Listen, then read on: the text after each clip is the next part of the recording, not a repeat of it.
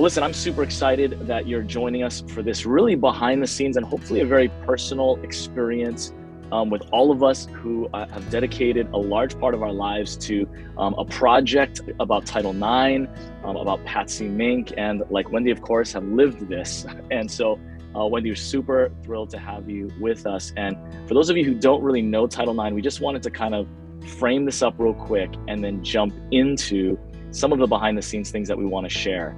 You can watch our films, hopefully read the book to get a lot of the stuff that you can get about Title IX history. We're not going to get into too much of that, but we want to really share some things that many folks maybe don't get to hear or see when it comes to the projects that we have done.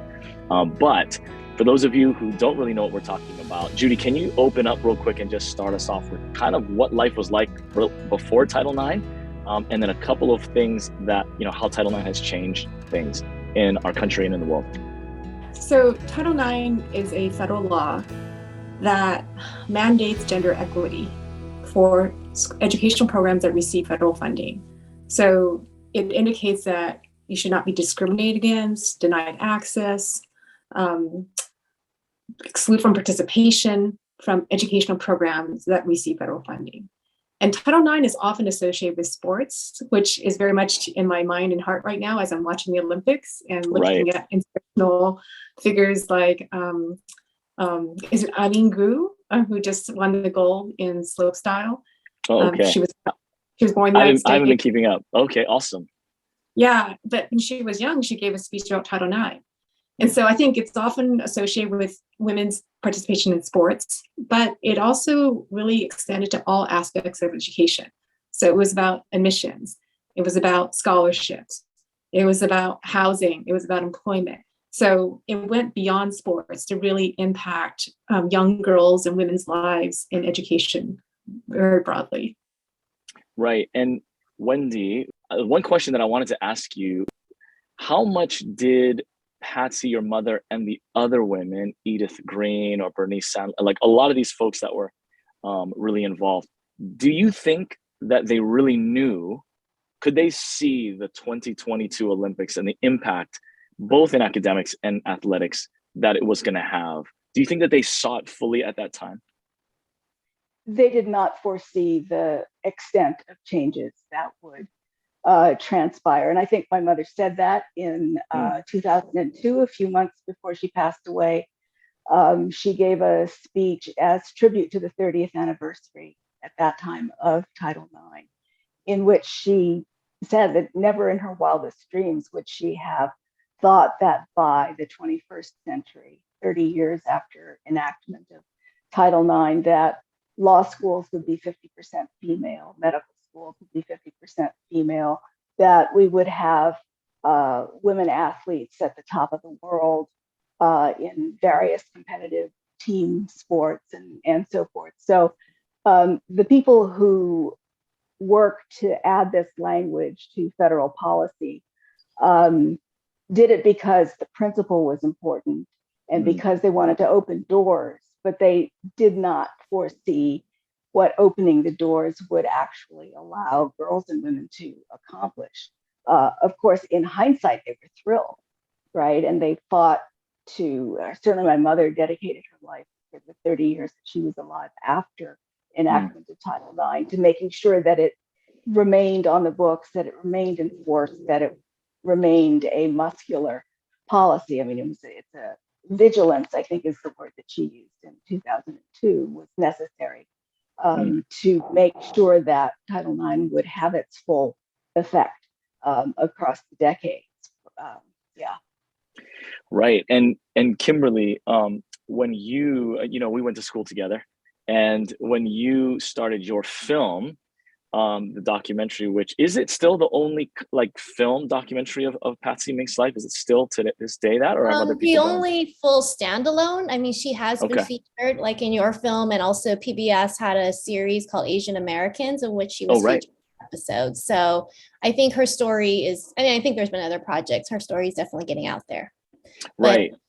Yeah. And so I just wanted to ask how that, what motivated you, what made you go, I'm going to dedicate years, and doing a film myself, I know it's just a lot in there. Like, what was the motivation? What hit your heart to say, I need to tell this story? Well, I think, I actually first learned about Patsy Mink's association with Title IX when she passed away, and I was reading about her life story. And I didn't know, even growing up here, that she had such a huge hand in it, that she was the co-author. Right. Really the driving force. So, I mean, I was struck on so many levels. I was also just struck that she was a trailblazer, and she ran for president, and she was the first woman of color in Congress. And I strongly identify as a woman of color. But at the time that I read her story, I was in graduate school. So it really kind of hit home. I was pursuing my master's in journalism, and to think about if Title IX hadn't been there, I know that's one of your questions, there might have still been quotas. And I think that was one of the big issues, was there used to be quotas limiting women, right? I know Patsy Mink wanted to go to medical school, and she applied, and she was a strong and, amazing student, and she didn't get into schools because there were quotas limiting women. And maybe that could have been me if Title IX hadn't existed when I was in graduate school. So that was, my interest. I felt like I was directly impacted by Title IX, and I thought that we should all know about where that law had come from and sort of the story behind it. Right. And we're going to make sure that we mention at the end how folks can get our films or our books and all of that. But I did want to jump into something, Wendy, and maybe Judy, you can share a little bit too on this. But when I was doing research for my film, which my research started in 2012, so I was very late to the game, born and raised in Hawaii, never heard any of this. And recently actually listened to a podcast on Title IX, and these two women, one who's a lawyer dealing with Title IX issues, called it the greatest story you've never heard. Speaking mainly of Patsy and Bernice, which was interesting to me that they were highlighting that. And I think that this year, for the 50th anniversary, we're going to hear way more about Patsy than we were in 2012. That was my experience, Wendy, that she, especially for someone who it was renamed after, Title IX has been renamed in Patsy Mink's name, yet the coverage in books and online was so small. So this might be kind of a spicy question to ask, but I just began to feel and wonder, was there something racial or Hawaii's small, I don't know, something weird? And Judy, I'd love to hear from you too, but Wendy, do you feel like did you kind of feel that as you went, that your mother wasn't getting, not that that's something that you wanted or that even she needed, but you know what I'm saying, that people weren't hearing the true full story of what she did, especially after Title IX was passed, to fight to keep it? What do you think about that?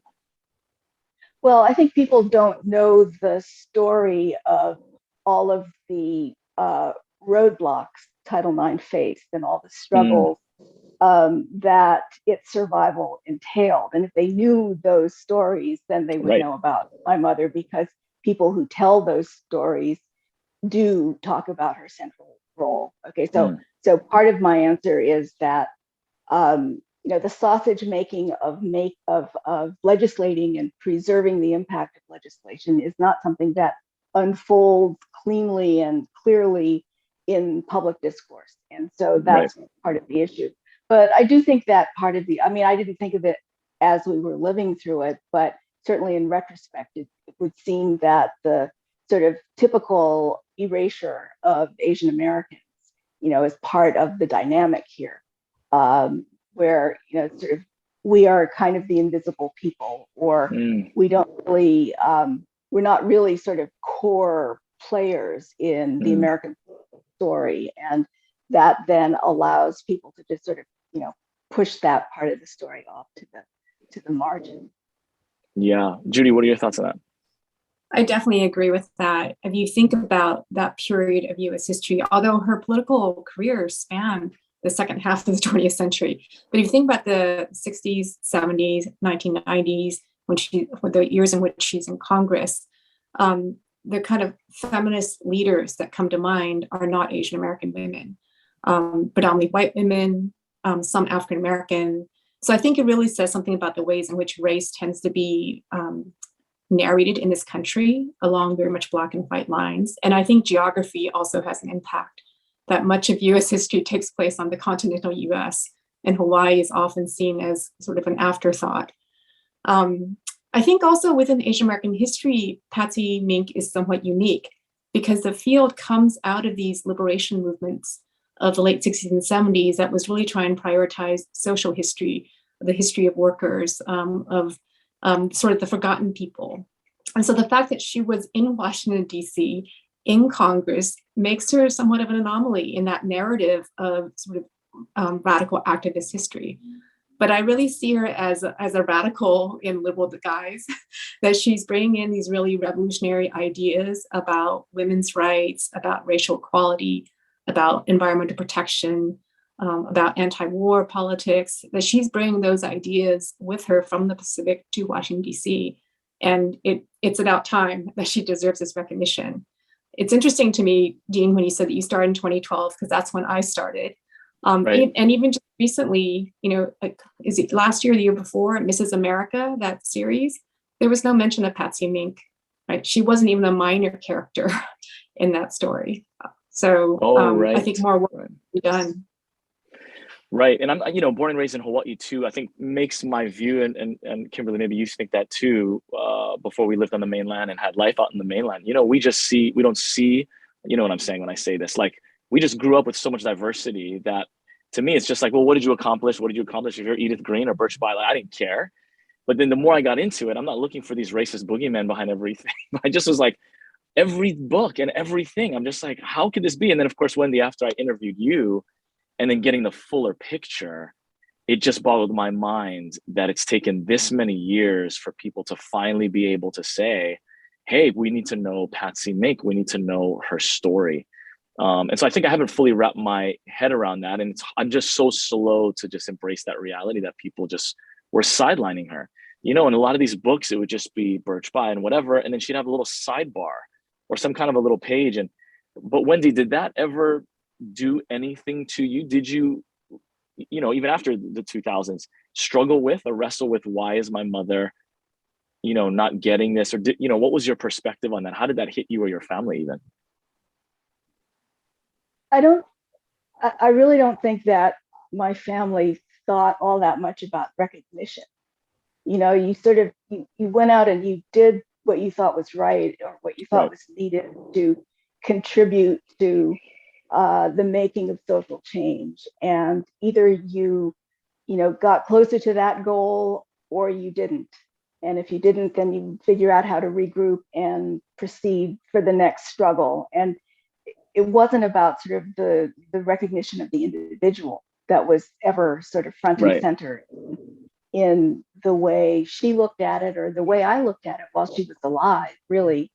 So, I mean, I guess that's about as far as I can go with that particular question. Just, and I think most people probably, as they're living their lives, aren't, maybe, narcissists are, but most people are not thinking about whether or not they're getting, credit every step of the way for this, that, or the other good idea they have, right? Sure. And I don't mean to put that on you or your family, like, why is our name not out there? I just more so meant seeing the dynamics in the country and in the world not recognizing, for whatever reason, even in Hawaii, for all of us to be there when your mother's statue, at the library, was unveiled. And I know that her name does exist in things and there's honor there. I feel the same about Dr. Donis Thompson, this massive impact in UH. And then yet there's like nothing, right? I mean, the statue exists off in a corner somewhere, but in the stand. But, it just feels like it's just taken a long, long time. I'm thankful for it. But I'm just talking about more so that the story can be told, that her grit and the things that she's overcome, there's so much there that I think generations have missed, which of course is why I'm happy that the book is coming out. I learned so much from it. Kimberly's film exists. And of course, this is the work that I've been able to do. So Kimberly, what is your thought on, what has changed even since you started your program, your film, to today? What are some of the things that you've seen? Oh gosh, well, a lot has changed for sure. I mean, just when we were talking about Title IX, I was thinking about when I started the film, I was really thinking about academia, right? I was thinking about Title IX and how it impacted academics and sports. And then for a while I was teaching at a college and I would hear all these things about Title IX in relation to sexual misconduct. And I didn't even know that Title IX was sort of having an impact in that realm. And that was news to me even after doing the film. So I think it's really interesting how Title IX, there's a spirit of it and it's sort of evolved in terms of how it's being applied.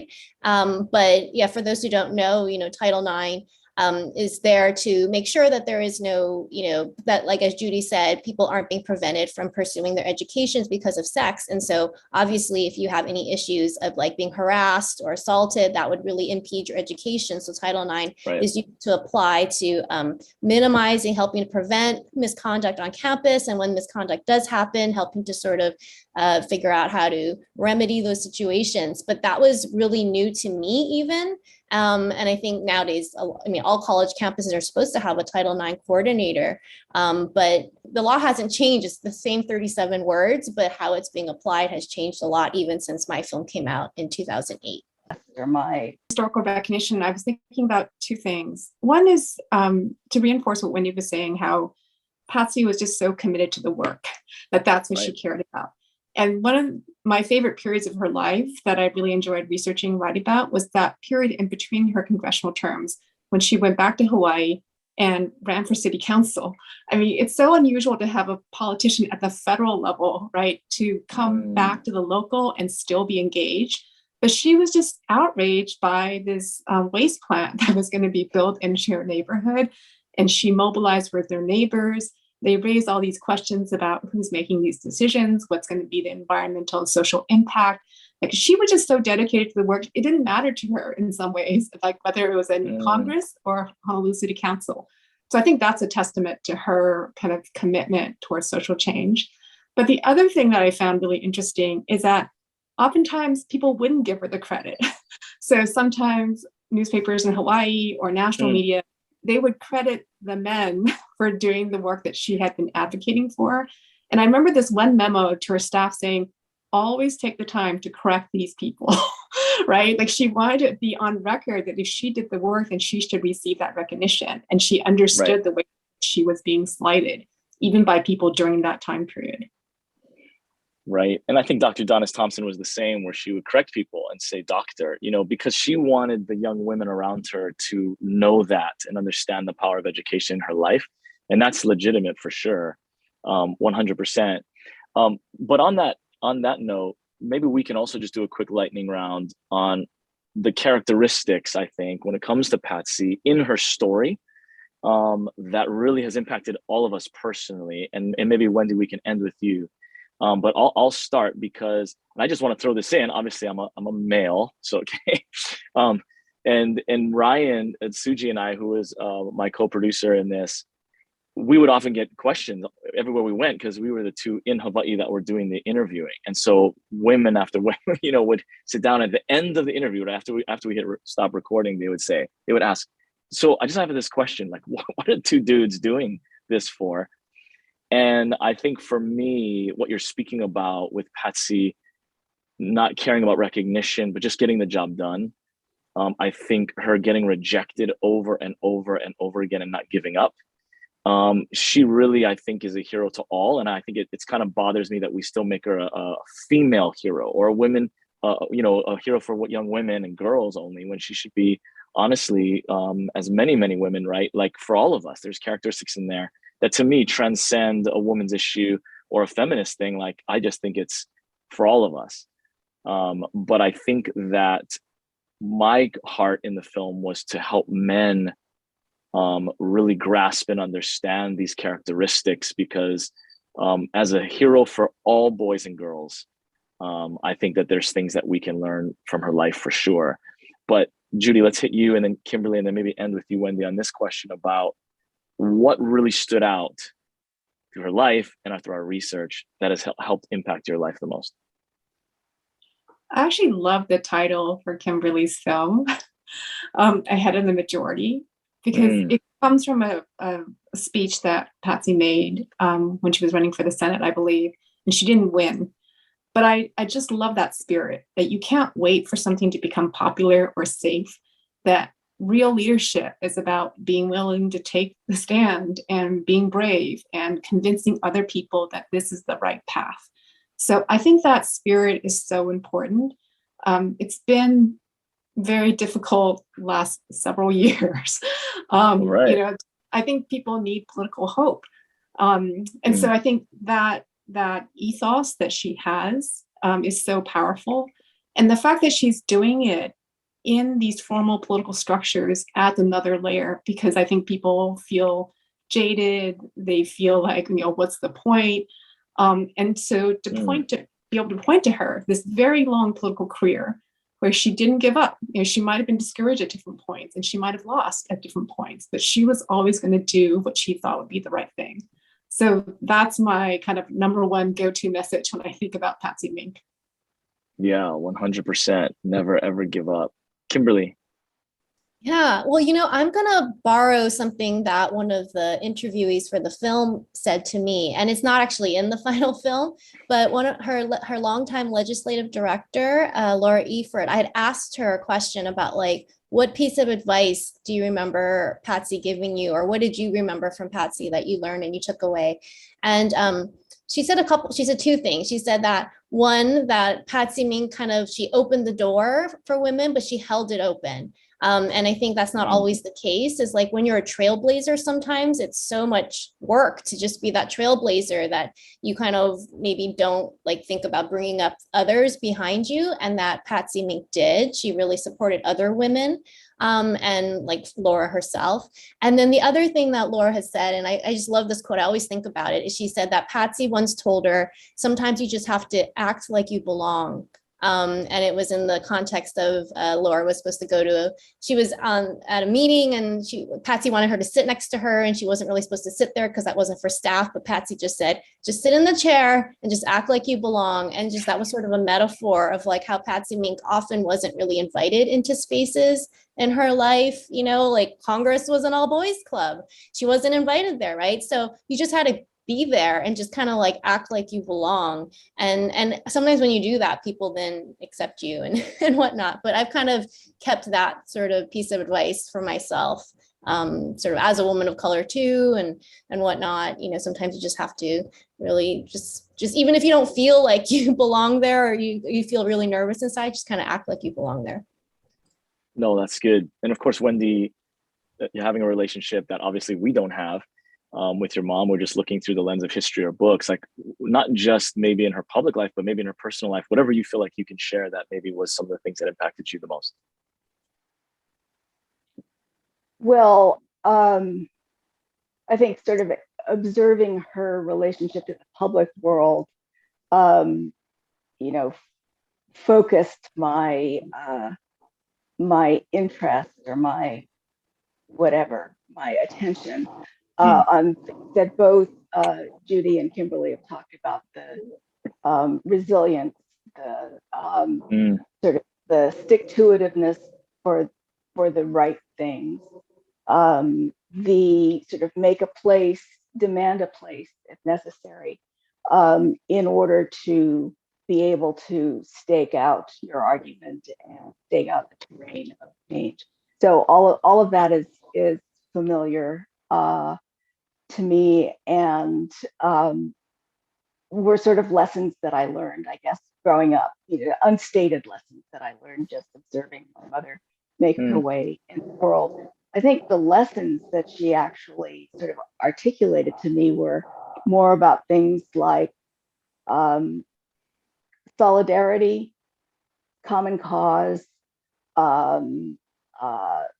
loyalty to the people with whom you build alliances to pursue common goals, things like that.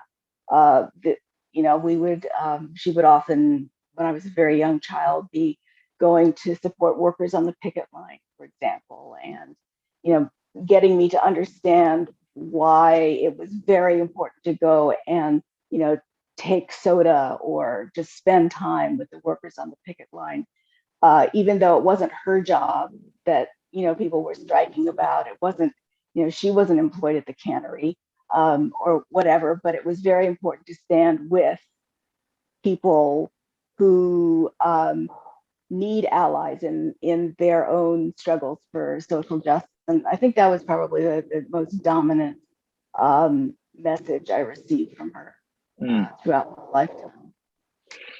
No, that's good. And so I wanted to ask another spicy question that hit me along the way. Obviously, President Obama was president, you know, during, I think when we were trying to release it maybe the first time, or we did the first film festival or something. And, you know, there's a lot, obviously,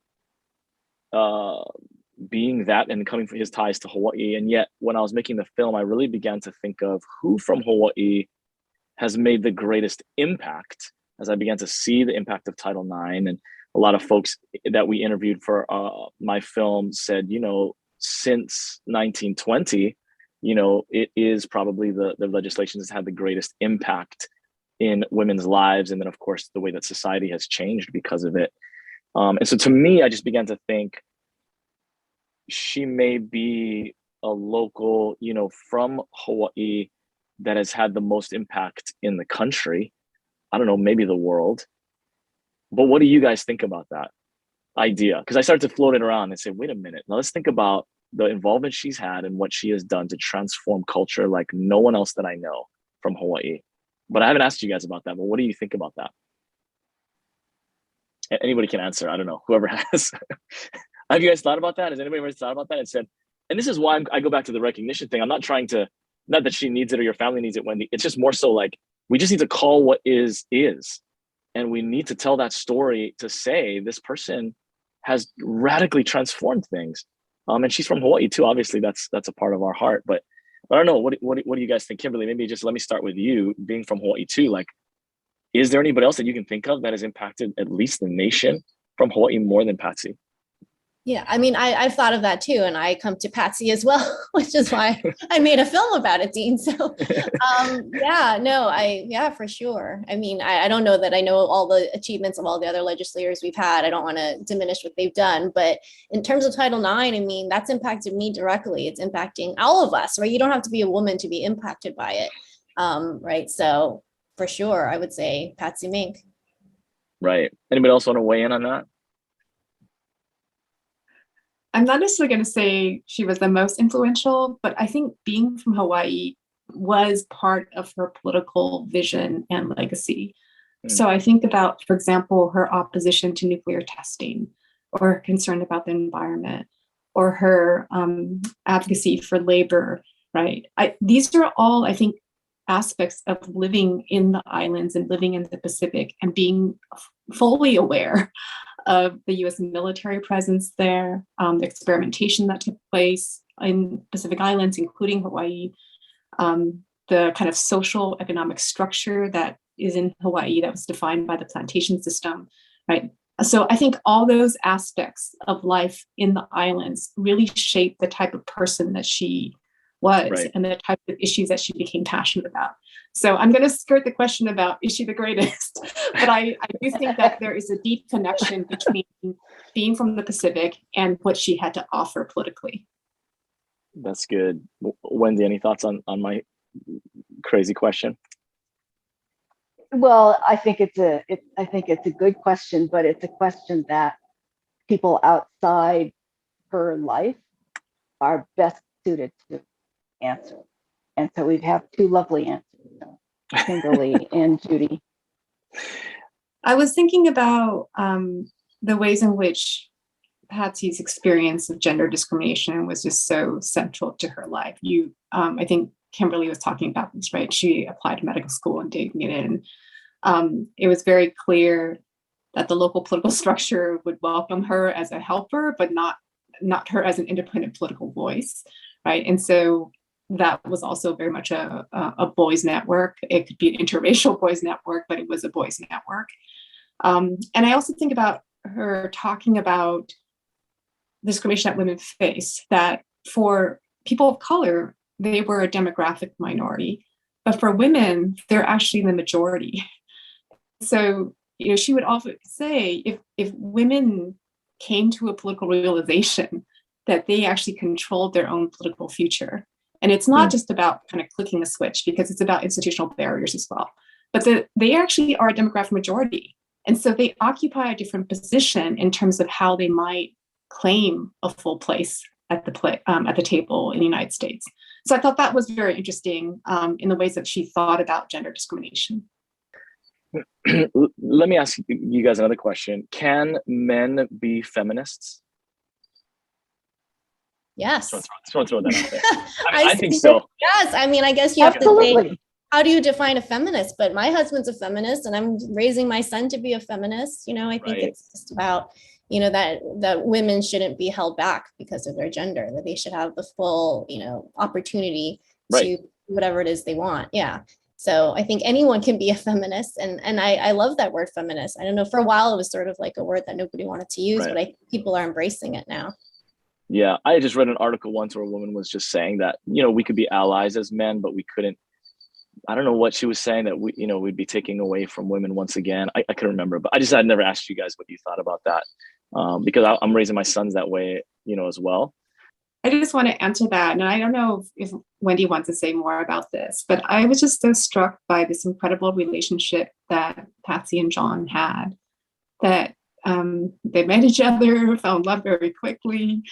And it just seemed like he was a true life partner for her. You know, he was in some ways an outsider in going when the family relocated back to Hawaii. So he being Haole, being not from the islands, but it seemed like he was always supportive of her aspirations, her political career. I don't remember who told me this, but he would open some of the letters in the office, you know, they were hate mail, right? So he would kind of help process some of that antagonism. And one of my favorite stories is that when she passed away, he would go visit her grave every day.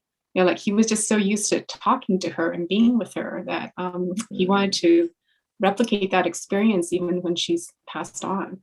But that's such a beautiful family. But I think I would consider John Mink to be a feminist.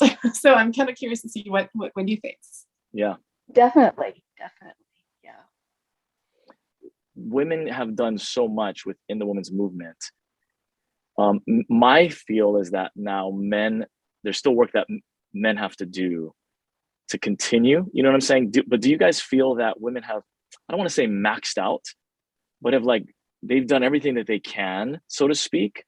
Now men have to still do some things to unlock things, right? So for example, the dynamics maybe of a husband and wife at home.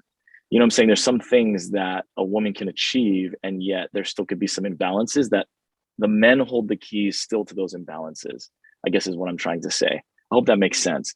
But what do you guys think, and what would your message be for men who want to fully release women and see the next level of transformation happen for women in every area of society? Yeah, I mean, I think they participate, you know, they support women, they hold women up. I mean, yeah, I like, you know, I want my sons and daughters to, I have one son and one daughter, to, you know, I mean, I wish, you know, like in history, right? Like they're both learning about American history and it's like so male dominated, right? And it's like, hey, let's stop and think. Like, I bet there were some really interesting, important women who contributed, but we don't have their stories, which is sort of one reason why it is important. We've kind of been talking about why hasn't Patsy Mink gotten the recognition? And a lot of it is because she wasn't the kind of person who was seeking it, but it is important to give her that recognition because otherwise the stories get erased. And that's why we have a history book that's like 99% men.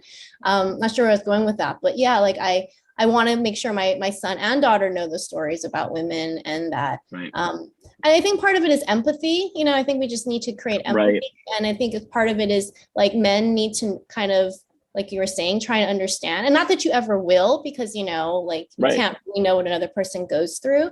But I mean, I think it's heartbreaking for me as a mother. I try to like raise them very like gender neutral and whatever, and they're starting to learn that like, hey, there's some barriers to girls. Like when the U.S. pulled out of Afghanistan, and that was in the news, so we were talking about it, and we were talking about like one of the things in Afghanistan is that girls can't go to school, and I had to explain to like my kids like, why can't girls go to school in that country and in other places in the world? And it's like trying to introducing the concept of inequality is so hard because that's our world, and I hate that I have to do that, but I guess just making them aware of it, and so that when they see that, they know that that's not what it should be, and that they can do things to try and work to make it better. But yeah, just kind of, I just try and educate both my kids as much as I can about why there are barriers, and then like what can we do to change. Yeah, Judy, your thoughts on that? Yeah, well, Congress has an all-time high of women in the House and the Senate, 25%. Right, so men are very much still in political power, and if you think about people who are like, captains of finance, right, people who are in positions of leadership, it's still very male dominated. So I think both genders, multiple genders, need to recognize these inequalities that still exist and to think about, well, what can we do to change our society? I was thinking about Kimberly's comment earlier. There's still such political divides between women, right? So divides based on race, based on class, based on citizenship. And I really love the story she shared earlier about not just opening the door, but keeping it open. And so I think we need that type of ethos for everyone. Yeah, and Wendy, doing this film opened my eyes, even in the workplace, where there was an email exchange once where a woman, just like her voice was just silenced, I think, the man who was in charge at the time. And just because of what I had walked through, I think I was way more awakened to that. And another young lady who I was working with talked to me about that. Like, I think he kind of like shut her down. And anyway, I can't remember exactly the details, but I think it may just be an awakening thing, an understanding and empathy. But what do you think, Wendy, that you still see today? And I mean specifically that men can do, specifically that men need to awaken to. What do you see, or what have you thought about that? Oh gosh, there are so many things. And I want to know. To help us move forward. I mean, it depends on the context. I mean, some of it requires self-consciousness on the part of men for the liberties they take with women's space, with women's bodies, with women's time, and so forth. And so it's, small things and how men live their lives without any self-consciousness of how their self-fulfillment affects the opportunities and the comfort and the whatever of other people, especially the women who are struggling to escape a socialized situation, right, in which we have all been conditioned to certain kinds of behaviors and certain kinds of roles. So that's, like just one item on a long list of things. It's a whole nother thing that we're gonna have to talk about for sure. So I guess really maybe one of you or a couple of you could help paint the picture, just for those that, like you said, Kimberly, that really struck me too, where it's good that our kids are living in a world where they don't understand inequality, or like even to understand that girls don't go to school or whatever. I mean, there's a positive thing there, right? It's not positive, it's still happening, and yet it's because of what Title IX has done that our children are living in a different world. I guess my question is, realistically, from the three of you, what would have happened had Title IX not been passed? What world would we be living in, or how much longer do you think it would have taken? Would it have happened but just been super slow? Do you think that the law changes minds and hearts? Do you think it had to happen for people to awaken and kind of be forced, or sometimes even litigated into awakening to inequality? What do you think our world would be like, Judy, without Title IX?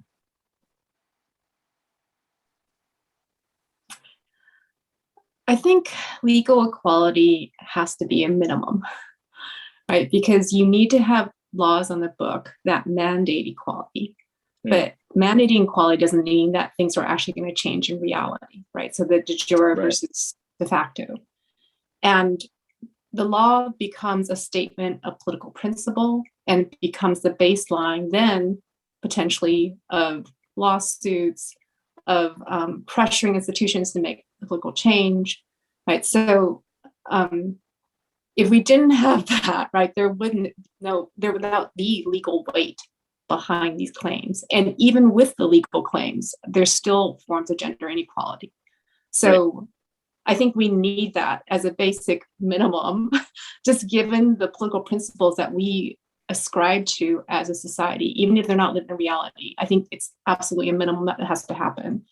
So it's a little bit sad that we don't even we didn't have that until 50 years ago, right? And then one thing I like about what Patsy was saying at the 30th anniversary of Title IX is that it does take vigilance. This is something that Wendy mentioned earlier. That even if you have something passed on law, how do you maintain that law? How do you bring that law into reality? How do you continue to advocate, right? It's not just like you pass the law and automatically, everything changes, right? You need to actually bring that vision of a better society into reality. And so the law becomes a tool, a mechanism for doing that. No, good, yeah. Kimberly, thoughts on what life would be like or how long it would have taken? Anything? I don't know. I'm sure things would be different. I'd like to think that something like that would have come along, Title IX, and maybe it would just come along a little later. But yeah, I mean, I definitely agree with what Judy said, that it's minimum, is the law. But whether laws change hearts and minds, I think that's slower. And I didn't include this in the film, and I wish, it's something I really wanted to, is that there was that Women's Educational Equity Act, WEA, that kind of, I thought, in a way went hand in hand with Title IX, in that, Title IX was mandating equity on the books, but Patsy Mink understood that, like, you really need to get at education, right? And like change just the way people think about gender. And she was, I think, with WEA, and Wendy and Judy can jump in, but that it was an attempt at making sure that curriculum was more gender neutral, and that, like, in textbooks that kids would read at school, that women had interesting roles. They weren't just like homemakers or nurses or teachers, and that it changed the way we even thought about gender. And I think that's a huge thing to remember. And that's why Patsy was so passionate about education in general. But laws on their own can't do it. It has to be education in the schools and families. And I think that's really important. So yeah, sorry, I don't think I really answered the question, but I think society is getting better, but we're not there yet at all, but we're better than we were 40 years ago. Yeah, and to clarify, that was the language, Wendy, that you spoke about in our film that was taken out. They took your mother's language out of that, right? Edith guys, and they changed pieces of it or whatever to become Title IX, right? Wasn't that out of the Women's Equity Act? Her first bill that contained, in effect, Title IX, the Women's Equality Bill that she introduced in 1970. I mean, all of those things, and also the Civil Rights Act, are basically tools that the federal government has declared are necessary to be in the hands of the people to enforce the principle of non-discrimination and integration. And so Title IX is the crucial tool in educational context, and without it, we'd probably be stuck back in 1978 or something like that. But the effectiveness of Title IX is Title IX is effective only to the extent that people know about it and deploy it in order to argue against unequal conditions or unequal treatment and so forth in the educational process. So it's very important to tell the story of Title IX, not only its origin story, but its ongoing struggles with it over things like sexual harassment, sexual assault, treatment of student parents, all of those sorts of issues that are reached by Title IX. People need to know that that's a lever that's available to them to use to make claims against educational institutions that are holding them back. I just want to applaud Kimberly for bringing up a Women's Educational Equity Act, because I think Title IX in some ways is mandating, is almost like a negative act, right? Discrimination is prohibited. You cannot give kind of discriminatory access, right? So it's trying to prevent those things, and it's also threatening the removal of resources. So if you receive federal funding, you can't engage in this type of behavior. But Women's Educational Equity Act is about giving funding to schools, to educational institutions that want to change their curriculum. So how do you change the way people think about gender, right? So thinking about textbooks, thinking about curriculum, thinking about whether there's support centers for women. So it's trying to infuse resources into education so that they can make this switch in thinking about gender. No, that's that's a good point. What I was going to share about was, when we first started shooting in 2012, 2013, maybe when we started interview. No, it was 2012, I think, definitely. And even on the UH campus, I think we shot in the locker rooms, the women's locker rooms that I think had finally been built. I think that Marilyn Moniz Hano had been working on for, years. And you're thinking 1972 and then 2012 of just having to, like you said, Wendy, enforce and fight. And Dr. Donis Thompson, at the end, even of her life, as these women came to visit and fans to pay respect, they would talk to her. And, she said, you just got to sue them. It was just like, she's like, it's so awful to say it, but you have to enforce it. It's not just a standard that's moral that exists that everybody should follow. It needs to be enforced. And it kind of feels hard to hear it like that. But I think that helped me grow and understand what you're saying, Wendy, that you need to stand strong and you need to push and you need to enforce. And it has to manifest on Earth. So well, listen, good. I just wanted to then just spend a few minutes before we land the plane. So I want to talk about the book because we're super excited about that. And Kimberly and I really want to share that with the folks that we've connected with through our film. And then Judy, just tell us real quick what happened, I guess, in 2012. Like you said, I think we've met in 2012 or 2013 first time. What was the impetus with that? And how did you connect with Wendy? And then tell us how we can get the book. Real quick. I was looking for another research project, and the Library of Congress was featuring the Patsy Mink papers on its website. And as a historian, I love ready access to materials. But also, I had always known Patsy Mink, but I didn't know that much about her. Like, she was always mentioned, but there wasn't much information. So I was excited that there were over 2,000 boxes of materials at the Library of Congress. And when I started, I was asking people, like, is anybody doing a project about Patsy Mink? It just seems so unusual not to have someone study her. And people said, you should get in touch with her daughter. You need to talk to her. So I'm so thankful that Wendy allowed me to contact her. She was interested in engaging with me. I would go to Washington, D.C. for about a week at a time and spend time in the archives. And I would have dinner with her. And I would chat with her about what I was finding. And she's like, oh, yeah, this is what was happening in our lives at the time. So from those conversations, we started doing oral histories. But I'm really glad that she chose to collaborate with me, because each of the book chapters begins with a personal vignette that she shares about their life, their family life together. And I just think it's so beautiful and really adds to my knowledge of Patsy Mink and hopefully other people's knowledge as well. Right. And so, Wendy, what was that like for you? And did you know for many, many years that something like this would happen, or did you ever have that planned? Tell me about that. Well, I had the goal in mind of doing a biography. I had sort of promised my mother that I would do a biography. Really? In fact, the summer that she passed away at the end of the summer, we had started to sketch out a schedule where every time I came to DC to see her, we were going to set aside time and I was going to interview her. But wow. that never got to happen. And I don't know whether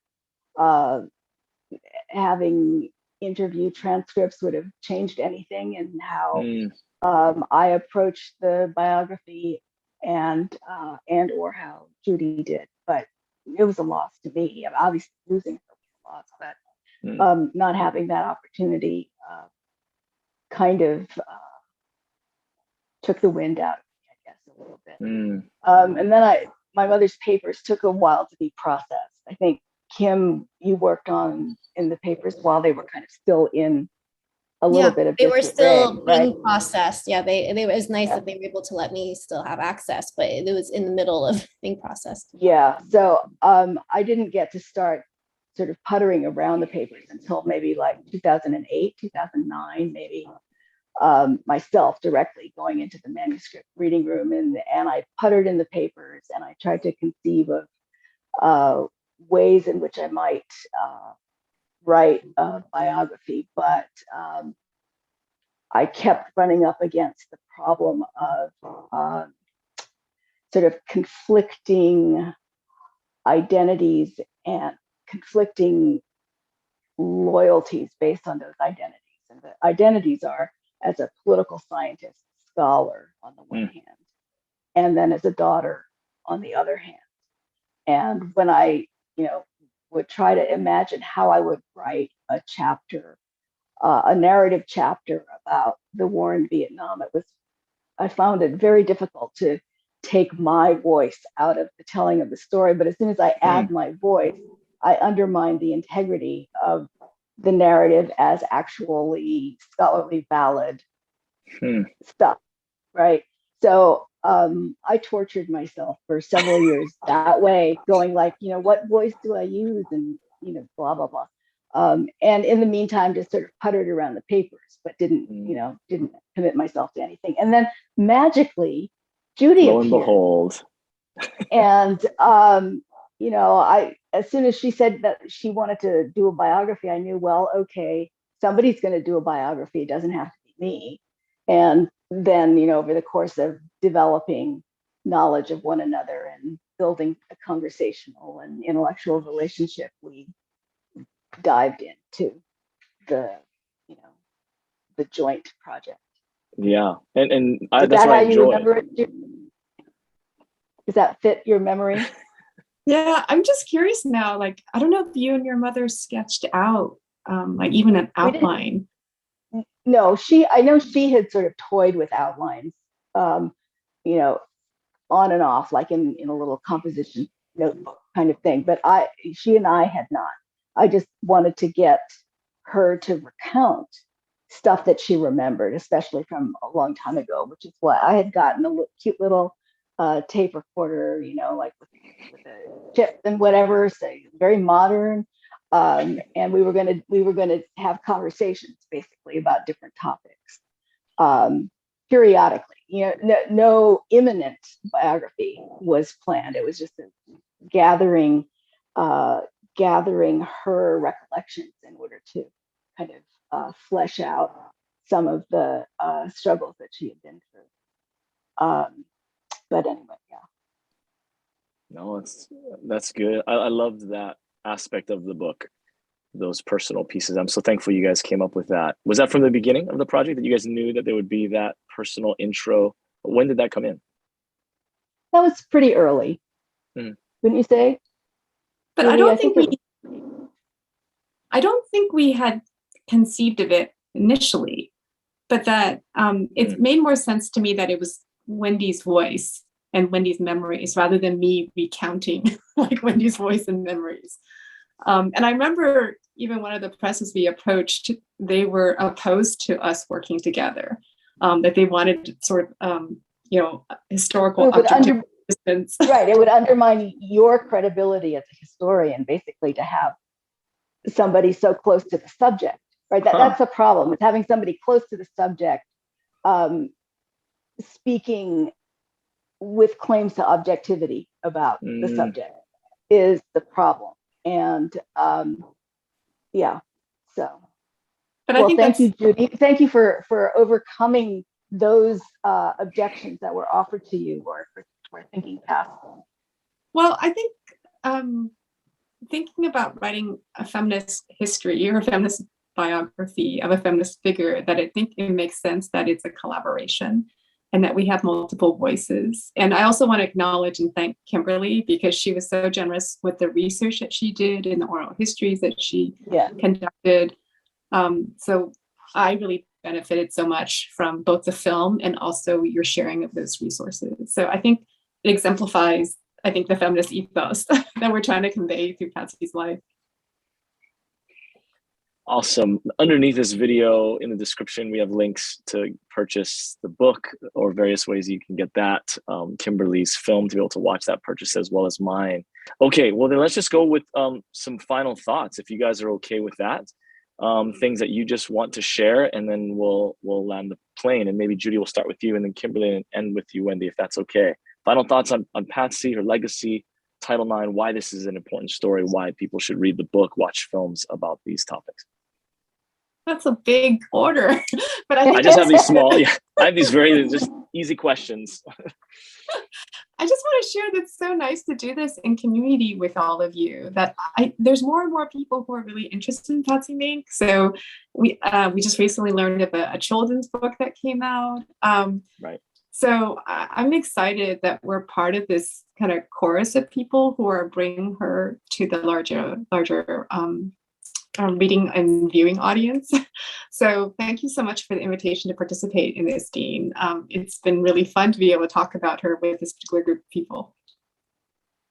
Awesome. Yeah, and I would just echo that. I'm so grateful to know all of you and to share this subject matter, this person with all of you. It's great. And you all have been so generous with your knowledge and insight and your questions and everything. Yeah, I feel the same. Kimberly? I agree as well. I love the camaraderie that we have here, and the shared passion for telling her story.